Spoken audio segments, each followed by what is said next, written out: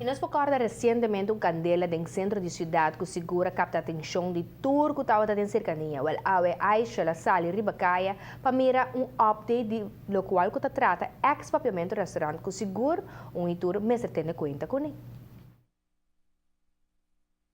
Maneira nos recorda recientemente el edificio, el monumento, mejor dicho, mejor conocido como ex-papiamento restaurante, ha sufrido daño de un incendio. Ne atribuye un 2 horas de merdia para un hora camino que el centro de ciudad queda paralizado completamente. Después que el cuerpo de bombero ha dominado la candela aquí, de away y otro departamento no queda dejar debido a inspección y mira aquí que lo pasa con el edificio aquí. Si lo queda mantener, si lo mete bem aquí abajo, Kiko precisamente lo tem mejor opción. Por visa si que ainda nos por no momento não aqui, com o qual a sociedade está pone barricada diante do monumento aqui conhecido como ex-papiamento restaurante. Com essa significa que por favor tu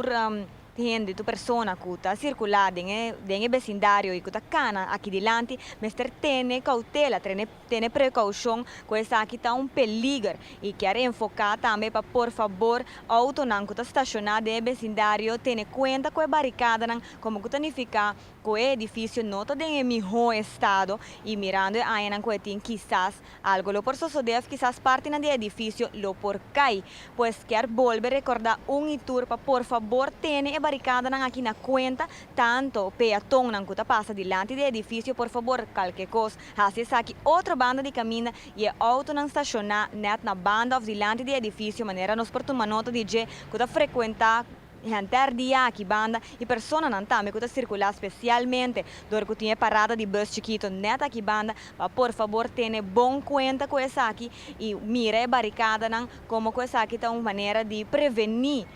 incidente que lo por passa depois de candela que a toma lugar se man passar. Para a TV, Canal G5, a mitad Simon, back para studio.